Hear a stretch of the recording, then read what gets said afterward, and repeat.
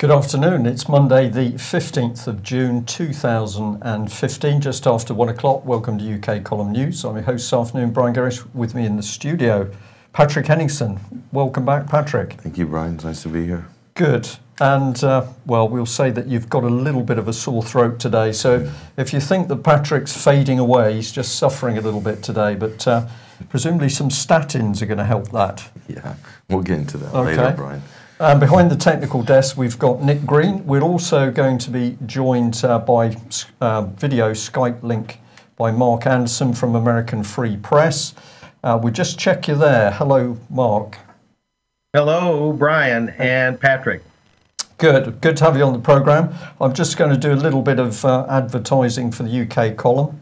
And actually, before I do that, I should just mention the weather. The weather in Plymouth is not too bad, is it? It's not bad. This is the best I've seen in the country. Not as good as California, though. No. Unfortunately, but we have had some reasonable reports that people across UK are enjoying good weather. That's it. Well, we're delighted to say that the new UK column website has been launched over the weekend, so we just have let you have a look if you haven't been able to go on and see for yourself. But Mike Robinson has done a fantastic job on a shiny new layout, which is going to allow a lot more information to be displayed, divided up into sections. We've started to compile the video archive for the news shows. And I think if you go and have a look and scroll down through the site, you will find it looks very nice and there's a lot of information there. So we're delighted to say that's live. A few minor little bugs are still hovering around, which Mike is working on. So if you do go online and experience difficulty, please let us know. And obviously Mike Robinson, will try and fix that as soon as possible. But the reports that we've had to date are all pretty good. Well, let's have a chat with Mark Anderson. I'll just bring on this American Free Press thing, Nick, if we may. This was the headline. So it's got Mark Anderson here, and it says, audio interview, number 6, Anderson tossed from Bilderberg Hotel. So apparently you've been involved in a bit of, well, an altercation with the authorities, Mark. Yes, it was June 14, Sunday, yesterday. It was a verbal altercation. The only touching was a tap on the shoulder before the general manager of the hotel, who he apparently was, yelled quite loudly, repeatedly, for me to get out. There was no discussion. He kept repeating, there will be no discussion. My inquiry was simply that if no one of my ilk or a private citizen or the regular public or whatever was supposed to be there, why didn't the police stop me from coming in the first place? The police, who normally would stop anyone, said that it was now open to the public. But I guess I wasn't the right kind of public, nor was another USA freelance reporter. He was also thrown out just after me. He had even already booked a room, and they made him cancel his booking. This is how rude and nasty they were. But he was really bellowing at me. And another Mark Anderson on another day might have cold-cocked him, but I restrained that impulse. The little bit of Irish blood that flows in me was ready to do that, let me tell you. But it just shows the Bilderberg syndrome, as one of my upcoming articles at AFP is going to get into. Bilderberg casts a terrible pall over the country. It converts its meeting area into a police state for a few days. And it really just makes the whole atmosphere, it gives it a sour taste and brings a really bad vibe to wherever it meets. And this is a manifestation of that. It's, I think we've seen the nature of the beast, aren't we? Somebody told me this morning, it might have been you, Patrick, that the BBC had a, well, it was supposed to be a comedy, but it was taking the mickey out of anybody who was talking about Bilderberg. You were a conspiracy theory. It was ridiculous. You've now faced the hard reality of it. We've got world leaders, bankers mixing and talking behind closed doors, and the ordinary person, I'm still happy to use that expression, is not part of the club. You're not allowed in. You are just dirt to be brushed off. This is the reality of what of the world these people are building, isn't it? Yeah, and it's reflected in small and large ways. And this may seem like a relatively minor blip, but it's part of the larger picture. Where here, I'm just going in there for a beverage, and the Bilderbergers are presumably all gone. They fled out of Innsbruck Airport earlier than ever before. That's the earliest I've ever seen them leave, even though they had the longest agenda I've ever seen them have.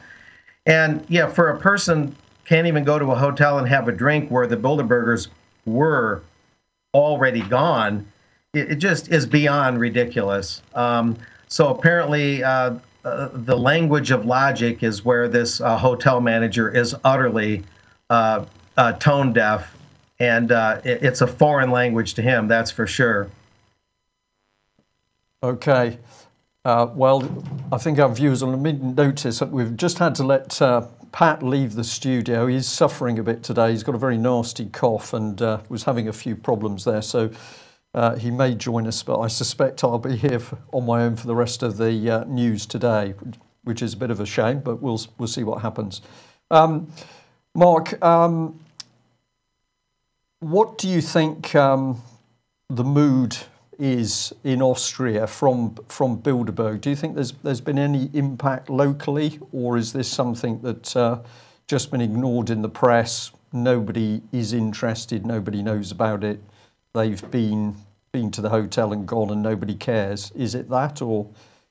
Well, no. Actually, to be honest, it wouldn't be for any lack of reasonable coverage.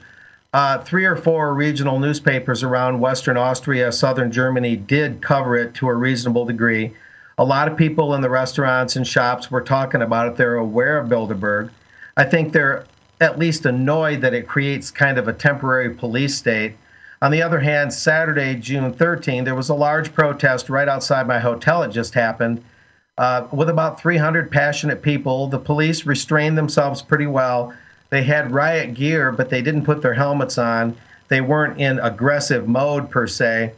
And so overall, when you combine some local mainstream media, the protests, and then media like UK Column, American Free Press, We Are Change, Press for Truth, and several others, Freeman of Alla Schollen Rock of Germany, we've created quite an awareness, quite a groundswell, excuse me.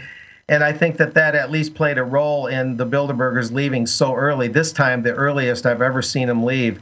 They're under a lot of pressure with their long agenda to tackle the Russian issue, the Iran issue, having input and influence behind the scenes in USA elections. That's just 3 out of the 15 topics. And so there are people that are just quizzical, like, oh, I heard about Bilderberg, what is it? There are others who are more concerned. We ought to find out more about it, they say. And then there are always some who are indifferent that might hear about it and just kind of yawn and stretch and go back to watching the telly. But it's better if this were in America, there would be far less coverage compared to Austria. So overall, I'm pleasantly surprised that at least some of the area mainstream media, including some TV and radio as well, did call reasonable attention to it. So we're keeping up the heat pretty well, even though this was the most exclusive, reclusive, isolated hotel that they've met at that I've ever seen. Mm. And what about the States? Much reporting there, or? No. Yeah, simply no. Now, to be fair, I haven't looked online today. Whenever I pick up the International Herald Tribune, which I believe is published out of Paris, not a word about it. Everything else could be in there. The World Economic Forum doesn't register. Yeah. Does register, excuse me. Okay. The G7 always registers. But Bilderberg is always a cone of silence, like the old Get Smart show, that comedy out of America back in the 60s and 70s. There's always something on the other meetings, World Economic Forum, even a little blurb about the trilaterals once in a while, and the G7. But Bilderberg, it's always this deadening silence in the American media. So unless there's something popping up now that I haven't seen yet, it's just stone cold silence out of the U.S. media due to their interconnectedness with Bilderberg over the decades. Well, as viewers will now see, Patrick is back with us. Well done.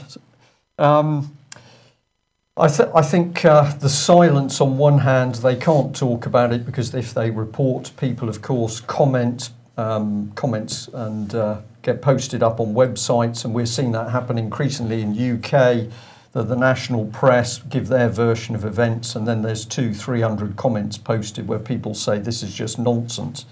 So one defence is that they're simply not going to report Bilderberg at all, or you go the BBC style, which is you try and ridicule people who are warning of it. My prediction is that's going to backfire on the BBC as well. So do you want to give us a sort of summing up of how you think this one's gone, just to finish your report off? Well, some of the things I'm watching for that I'm trying to finalize is whether Jeb Bush, who planned a Germany meeting back in April and planned it right before Bilderberg, right between the G7 and Bilderberg, whether Jeb Bush was surreptitiously ushered into Bilderberg at all. He certainly has the right interventionist war credentials and insider establishment credentials to get a favorable nod from Bilderberg. And in fact, the 2012 elections were one of their admitted topics. And as I've mentioned, the Council on Foreign Relations, the major Bilderberg-related think tank, has already vetted 3 candidates for president: Hillary Clinton, Lindsey Graham, and Marco Rubio. So that's something that's high on their agenda. They've had a setback, I'm happy to report, where the U.S. Congress on the House side is still not passing trade promotion authority for the Trans-Pacific and Transatlantic partnerships. Klaus Kleinfeld of the Business Roundtable, major Bilderberg connection, he's on the steering committee. They're still not winning that one. The House is pushing back because the people are pushing back. And that's a very positive thing. It's not all bad news. On a couple personal footnotes, besides being thrown out of the hotel, I did have a handle on the possible meeting with 1 or 2 Bilderberg members that didn't work out. I don't want to say how or through where, but I was working on actually talking to a couple of them off the record, and that did not work out.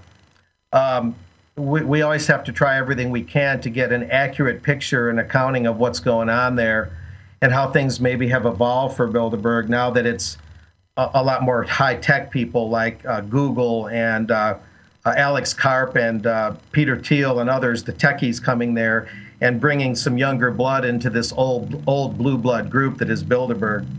But like I say, it's still that same heavy footprint. Wherever there's Bilderberg, there's a police state kind of atmosphere. But the people, especially the alternative media, are keeping up the heat. And I don't know if you have any other questions.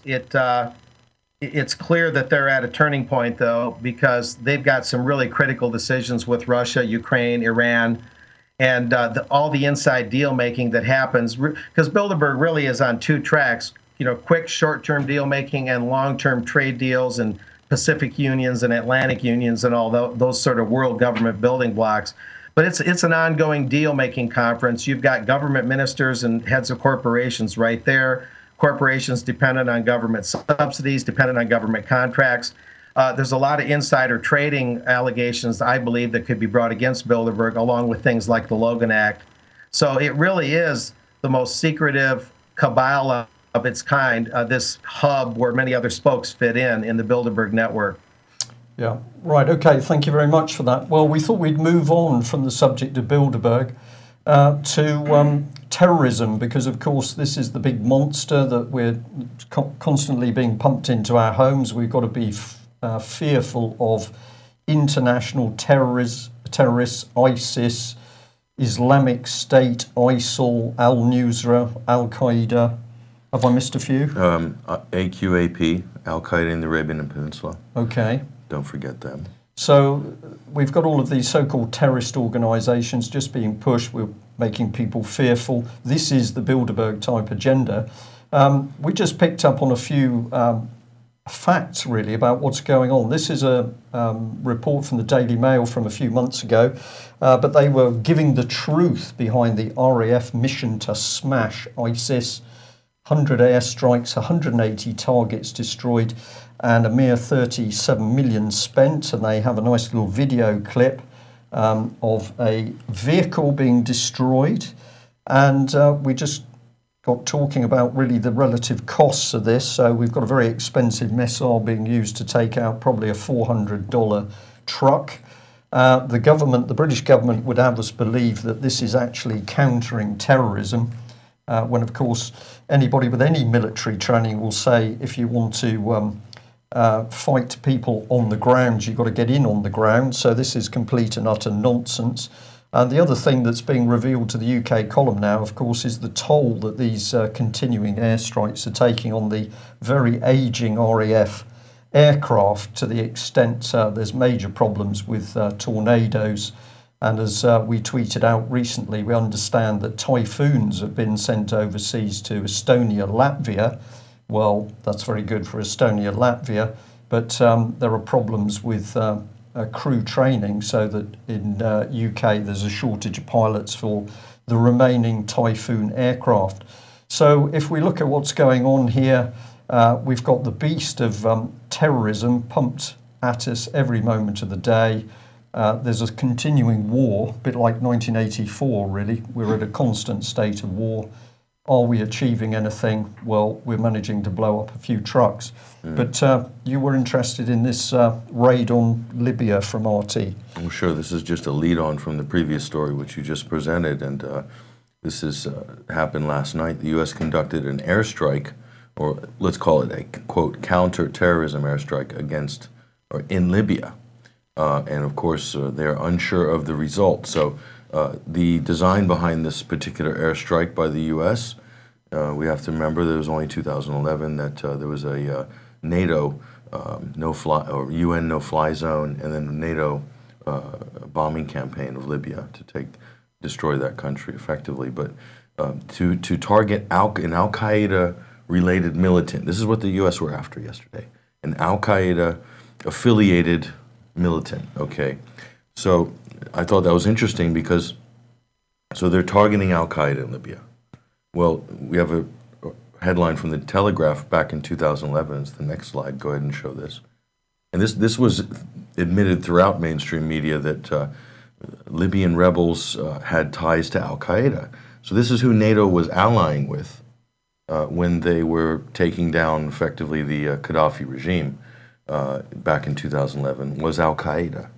And there's a number of groups, the Libyan Islamic Fighting Group, and Benghazi has long been known as a nest for terrorism. Right. So again, no mention of this in any of the news coverage. And the other thing that's been a big story, Brian, in the last couple of months has been the immigration issue. The boat people coming from Libya into Europe, and people dying and boats sinking. And there's never been one mention by any of these great media pundits and journalists about the cause. How has Libya become a corridor for mass immigration?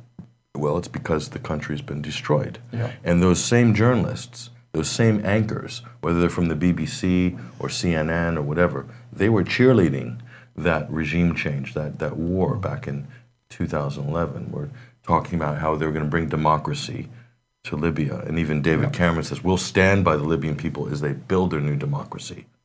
Okay, that's why you have an immigration issue now, because that country is effectively gone. Yeah, destroyed, chaotic, common purpose, of course, now active in Libya, helping rebuild democracy with European money. So another country subverted and destroyed. And airstrikes against individual terrorists. This is bizarre. This is complete nonsense. Airstrikes against the former militants who they were working with to overthrow Gaddafi. To overthrow Gaddafi. And it should also be said that thousands of these fighters were magically repatriated to fight in Syria months after. Okay, months. If you watch the original BBC footage of when Gaddafi was right before he was executed, there was one gentleman who had a jacket on the back that said, "Next stop, Syria," painted on the back of his coat, and that went out on World TV. A lot of people might have missed that. So, over to Turkey, trained in Jordan, sent into Syria. Yeah, this is factual. This isn't. We're not making this up. Mm-hmm. So there's a link between Libya and Syria. Yeah, and you can't deny that. Well, my opinion is we're looking at a totally created terrorist threat. This is designed to occupy our minds while organisations like the Bilderberg Maneuver. But I was interested in talking to a gentleman in the States, myself, a little while ago, and I said, well, actually, I didn't believe a word of the so-called terrorist threat that was being pumped across. And I watched his face to see how he was going to react to that. And he surprised me by saying, well, actually, I'm beginning to get a bit suspicious myself. But then he said, but I don't particularly like researching ISIS on the internet because you don't know who's listening or watching you from the States. So this was an American citizen who's beginning to say, yeah, I'm not sure I believe what I'm being told, but he doesn't like to research it because he's frightened of his own government. Mark, I see that you're back at your desk. I don't know whether you'd just like to come in there, but you may have missed part of that. We're just saying that we're just being pumped full of the Islamic terrorist threat, IS, Islamic State. This is not real. It's absolutely not real. Are we overcooking it? What's your own opinion? No, you're not overcooking it at all. What Patrick said is extremely relevant to Bilderberg and other parts of their network. The war on terror is the great ongoing way that they're supposed to transfix us and keep us in a state of fear and in a state of war, so all these insider deals at Bilderberg and other places can happen. I mean, everything for new fighter jets and defense contracts, new ways to bomb people. But NATO, always playing itself as the angel. Jens Stoltenberg, of course, the new NATO head, is at Bilderberg. NATO's almost always there anyway. And they're looking at these issues without most people even realizing that NATO, as a presence at Bilderberg, calling Russia a boogeyman, having Russia and Ukraine on its last two agendas in 2014, 2015, always stumping to squeeze Vladimir Putin. Vladimir Putin may not be perfect, but the bottom line is NATO's the one with the blood on its hands. NATO's the one that's the aggressor, and they're going into Bilderberg like Russia's the big bad enemy, and for reasons that Patrick outlined, that just isn't true. The rape and bombing of Libya was unconscionable. The bombing of Yugoslavia in 1999 was savage. NATO long outlived whatever usefulness it may have had, and the hypocrisy is just fathoms deep. Yeah. Well, Patrick did a little bit of research on the costs this morning. Once we got talking about relative costs of a modern air-launched weapon and what are you targeting, a Toyota truck with a machine gun on the back. And you picked up here, Pat, on Sky News, which had done a bit of work. Sure. So this is when the coalition, we'll call it, that's what they call it, the coalition airstrikes against ISIS, a U.S.-led coalition. This was started back in, I believe, September, October. And so Sky News did an investigation of what is the cost of these particular airstrikes. So, and here's what they came up with. So let's just bring it up on the screen. Here we are. I'll just read it through because it's a little bit small for people. They say, according to a Ministry of Defence report to Parliament in 2010, each Tornado flight costs £35,000 per hour. Typically, 2 Tornadoes fly each mission, lasting anywhere between 4 and 8 hours. So let's land somewhere in the middle. A 6-hour mission costs a basic £210,000. Then we have to consider the cost of the missiles. The expected payload will be 4 Paveway bombs at £22,000 each and 2 Brimstone missiles at a mere £105,000 per unit. So let's say that's £508,000 per aircraft in total, just a smidgen over £1 million per mission.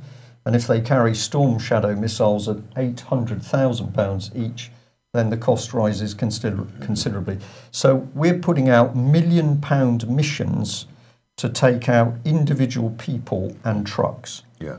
So in U.S. money, that'll be $1.6 million per go. Yeah. Basically. So yeah, a Toyota pickup with a Blue Book value of $200, and you're spending $1.5 million. And it's only as good as the intelligence reports that are coming afterwards. They say we don't have boots on the ground. They say, oh, intelligence is difficult because we don't have people on the ground. Well, how do you know that you destroyed the right target? How do we know that what you set out to do in that mission is what you actually achieved? Yeah. We don't. It's only as good as the press briefings from the MOD. This is the same with the Pentagon. Yeah. We have the same exact problem. There's this level of opacity in terms of communicating with the media, and sadly the media doesn't demand anything more than the press briefing from the government. So what do you have? You have whatever they tell you. Propaganda, basically. Basically, yeah. There's some clues in the reports because, of course, they say believe. They believe the mission was successful. They believe it was a terrorist unit. May have been. So you get these little clues. But, of course, remember, as David Cameron's Conservative government continues to cut defence costs, the relative value of these missions actually increases dramatically. And we know at the moment in UK, senior military officers are getting very, very anxious indeed because they've simply been cut out of the decision-making process, cut out of the military planning process. People who've been talking to us over the last couple of weeks say that basically defence is not now run with exclusive opinion from senior military officers. It's being run by the Cabinet Office, largely under the control of Oliver Letwin and Francis Maude. So we've got a major breakdown here in how this country is run. And the irony is, of course, that what have we got happening this week in particular, but massive celebrations of Magna Carta. And just draw your attention to Mike Robinson's article, which has gone up on the UK column for today, Celebrate Magna Carta by Standing Up for It. And of course, Mike is pointing out the heart of Magna Carta: no free man shall be seized or imprisoned or stripped of his rights or possessions or outlawed or exiled, nor will we proceed with force against him except by the lawful judgment of his equals or by the law of the land. To no one will we sell, to no one deny or delay right or justice. So pretty powerful words. We're going to be looking at the press and media coverage of Magna Carta in more detail over the coming days, but we can already see the twisting. Well, because the Pope decided this wasn't lawful, there's hints, well, it doesn't really apply. Then we've got the public trial of the barons, which has all been set up very nicely. So, and a massive attack on Magna Carta, largely to try and undermine its effect to give us freedom and proper justice. So against that background, we thought it pretty appropriate to give an update on what the British state does to child abuse victims. We'd just like to bring this slide up again. This was our report on the 12th of June, where it had been alleged that Paddy Tipping, the Nottingham Police and Crime Commissioner, had stated that Melanie Shaw had been released. Remember, Melanie Shaw, child abuse survivor and whistleblower on abuse of up to 150 youngsters at Beechwood Children's Home, Nottingham. And he was apparently saying that she'd been released and all charges dropped. When we made the report on the 12th, we had tried to speak to his office, but we hadn't had a reply. Well, we also at the time pointed out that when we'd made some calls to the men from the ministry, they got a bit panicky. So the Ministry of Justice said they couldn't reveal any details if Melanie Shaw had been released, and directed us to talk to the Crown Prosecution Service to ask or get an answer if her charges had been dropped. So we spoke to the Crown Prosecution Service under the hand of the lovely Alison Saunders. So this is the woman with ultimate responsibility for having imprisoned abuse survivor Melanie Shaw. And they got pretty nervous as well and said that they refused to reveal if Melanie's charges had been dropped. We were also told later that day that in fact there was a media blackout within the civil service over reporting Melanie Shaw, which made us a little bit suspicious.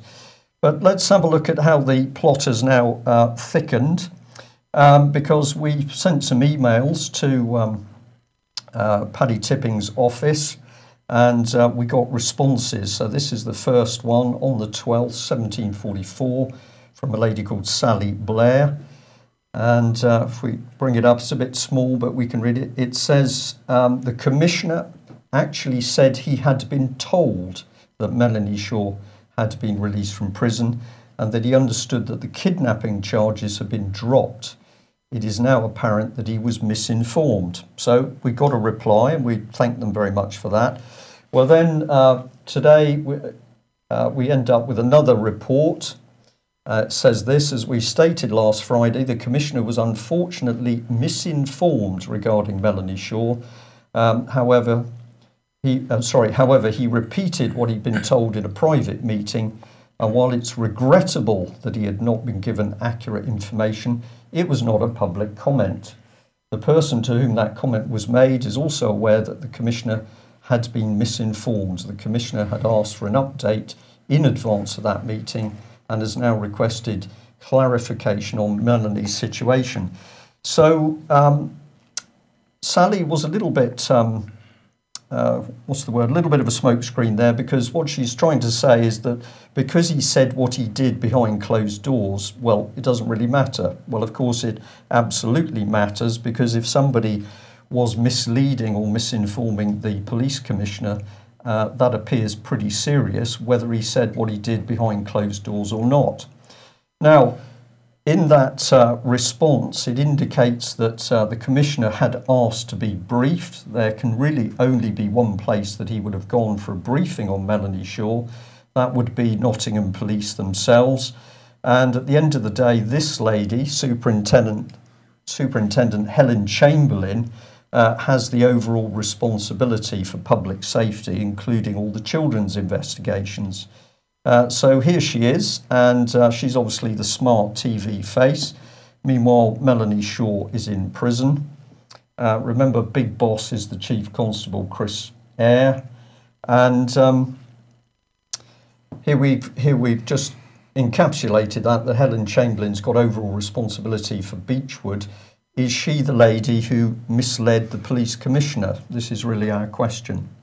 So justice in UK is pretty incredible, isn't it? That we've got a child abuse victim in prison, in fact in solitary confinement. We've got Nottinghamshire Police supposedly running an investigation, but they don't seem to know what's going on.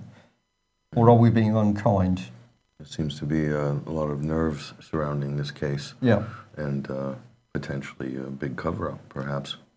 I think a very big cover-up. Let's have a look at what the British state, under the hand of David Cameron and his Home Secretary Theresa May, let's have a look at what they do to child abuse survivors. We've used the word brutalising of Melanie Shaw. This is what it is. David Cameron responsible, of course, as Prime Minister, and Theresa May as Home Secretary. Let's just follow through what's actually taken place. Melanie Shaw blew the whistle on Beechwood child abuse in 2011. She was told, albeit on the streets, whispered in her ear, that if she continued to cause waves, they would take her child. That's what happened. Nottingham Social Services duly cooked up charges against Melanie, and her young son was taken away from her. She was then accused and convicted of arson and criminal damage, and those of us who attended that court case found the whole thing highly suspect, including listening to a judge who said that the whole of the Operation Daybreak investigation into child abuse was conspiracy theory. Well, Melanie then gets held for months in HM Prison Peterborough, where she is bullied and neglected, and medically neglected in particular. She ultimately is sentenced to a community supervision order under the control of the probation service, and I have to say the probation service acted extremely well. We don't consider that they are at fault here, but she was supposed to receive mental health care in the community from Nottingham. She received none, and then she was harassed and bullied by Nottingham Police until her state of mind was clearly impaired. And then the next minute, up come the next selection of charges, and she's found guilty of false imprisonment of a paramedic. So this is a lady in very bad state as a result of her sheer terror at what Nottingham Police were doing. She calls a paramedic, shuts the door, and hey presto, she's imprisoned him. That judgment, of course, was made in a secret court. Remember Magna Carta at this point. Then she gets held on remand in profit-making Sodexo Prison, Peterborough, where we know that she's largely been in solitary confinement since February this year. 3 days out of segregation, the rest of it effectively solitary confinement. And now we get to the meat of it, because all of a sudden Nottingham Police Commissioner is misleading the public because Nottingham Police presumably have misled him. And if that's not enough for this lady, we can now tell you that Nottingham Homes is working towards evicting her because she hasn't paid her rent. But of course, she hasn't paid her rent because Melanie cannot get her benefits paid, which she's still perfectly entitled to, even though she's in prison on remand. This is sickening stuff, Patrick. This is the state of Britain in 2015. A very brutal government system coming into place here. Yeah, she's clearly felt the full weight of that system. Because she knows too much. Seems so. Yeah. Well, we can only guess at what's really going on in the minds of the establishment. But of course, let's remember that Melanie Shaw stated that children were not only seriously abused at Beechwood, but they were also murdered. And she also talked about children being taken to other locations in the country. And she mentioned some significant names. So perhaps this is the reason for fear in the establishment.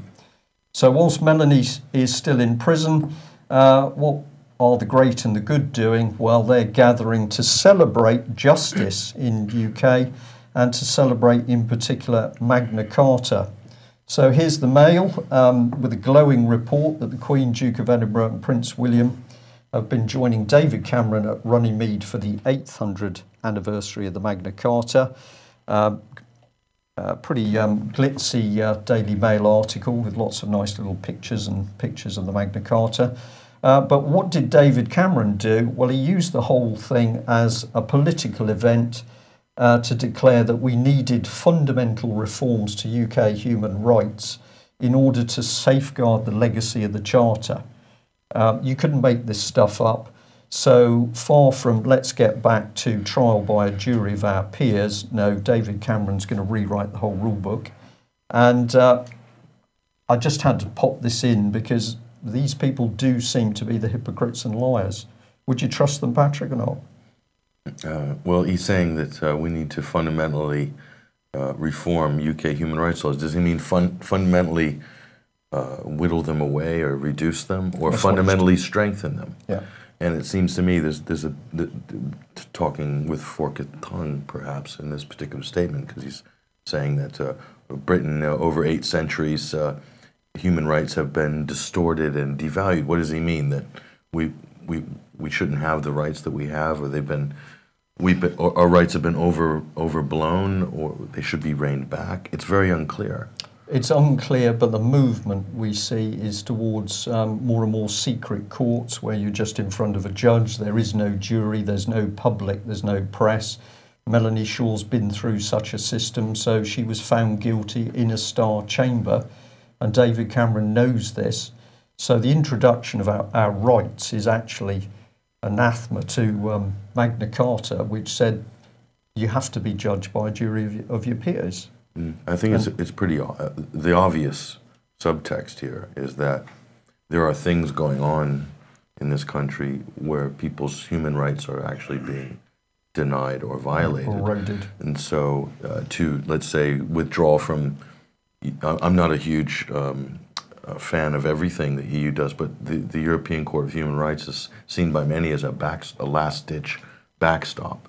If you don't get justice in your own country, you can appeal to another layer, as it were. But you take that away, is that a good thing or a bad thing? That's still up for debate in terms of the Human Rights Act. So there's a definite conversation to be had there. Yeah. Well, if you go on to UK Column website, you'll find some very good articles written by Martin Edwards, where he's been pointing out that actually the call for more human rights is simply overprinting the reality, which of course is we're all free under God-given rights.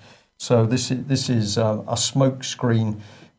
We're calling on David Cameron to give us our rights. No, Mr. Cameron, we already have those rights. You're getting in the way. And if you get it wrong, of course, on anything, well, you go round and do it again.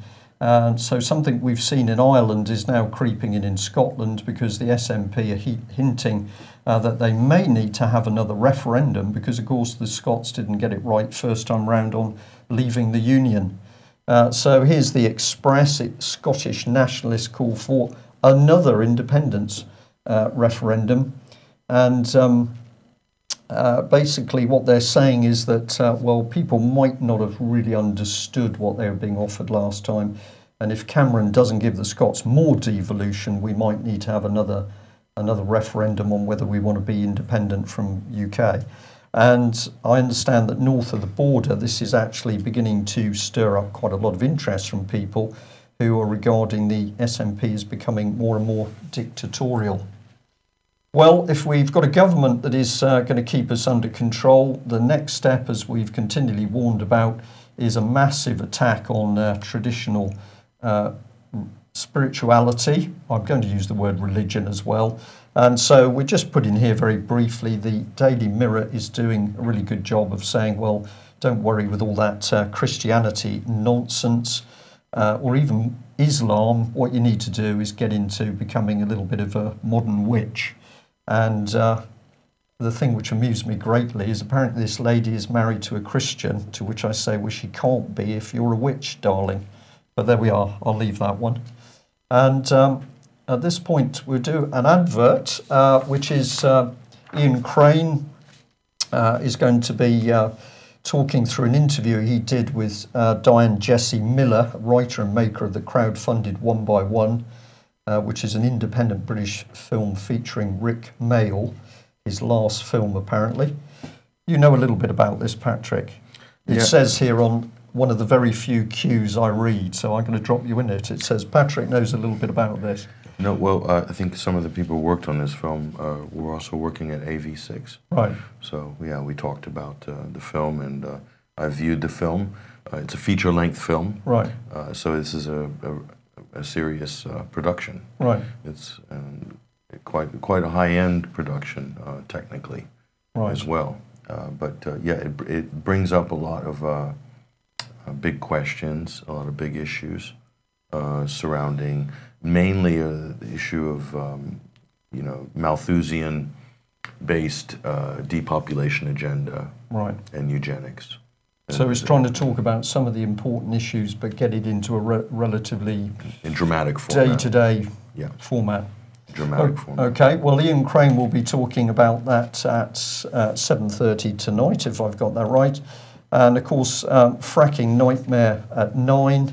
And Ian Crane is going to be speaking to Tina Louise Rathray about the facts that Lancashire County Council has given permission for one site for a frack near Blackpool. We all know what happened the last time there was a frack in Blackpool. So we're saying it's important that people watch tonight. So I'm sure that will be extremely interesting. It was an earthquake, wasn't it? Was it an earthquake? Well, and a lot of people got very excited. So yeah.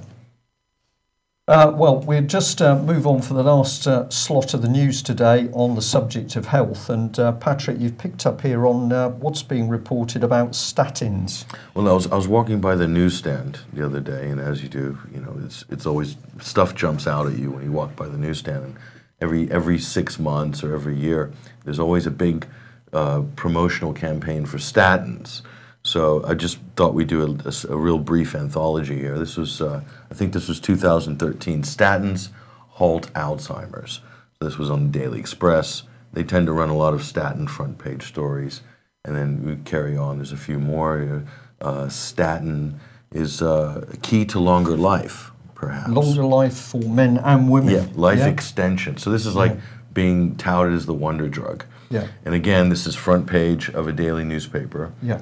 So it seems to be news, right? Yeah. It seems to be news. So get your statins down you because you're going to live longer. You're going to live longer. But they also do, well, they beat cancer as well. Statins beat cancer. Yeah. So again, this what is normally just for heart pills or to reduce cholesterol, you can fight cancer with these. It's the ultimate widget, right? Right. You take these pills and anything can be cured. So and there's the next one I think is wonder drug. It's the new wonder drug, cuts heart attacks for everyone, okay?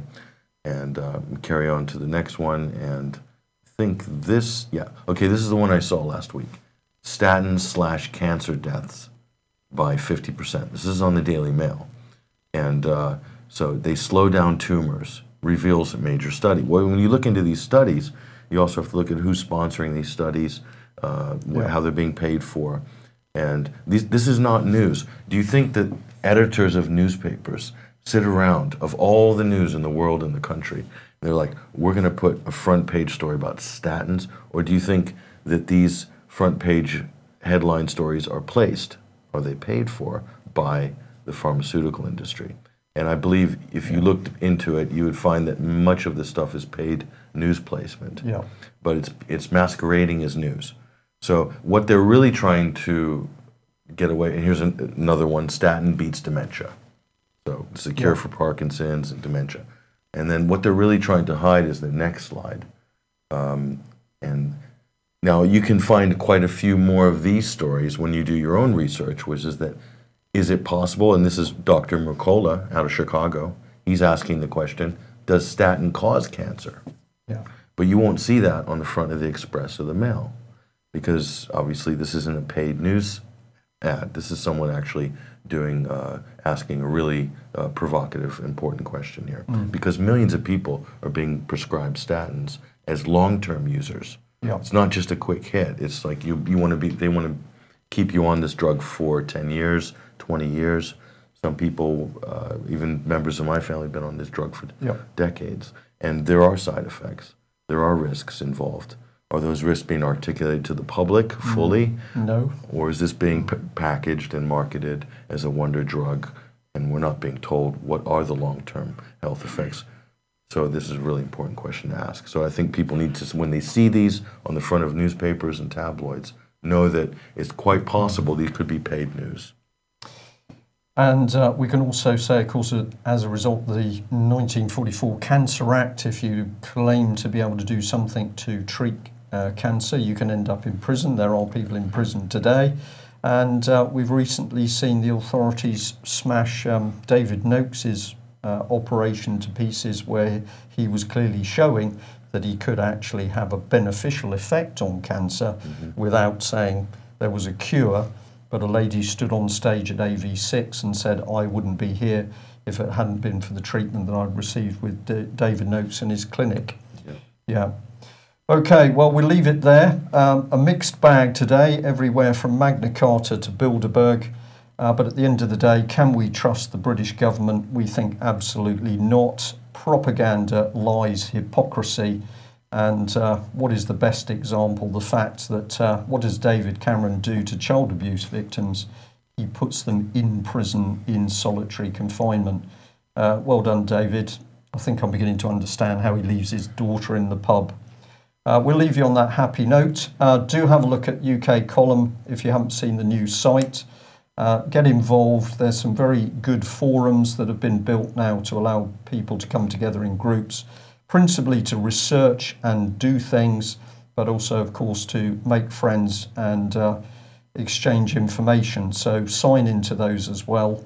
And we've already been active to try and kickstart some of the topics. So thank you for that.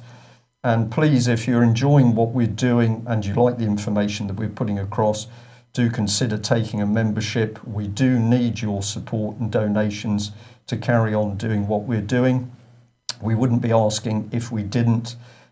We do need that support. So if you haven't made a donation previously, or preferably take a subscription, would you do that? Thanks very much. We'll be back same time tomorrow.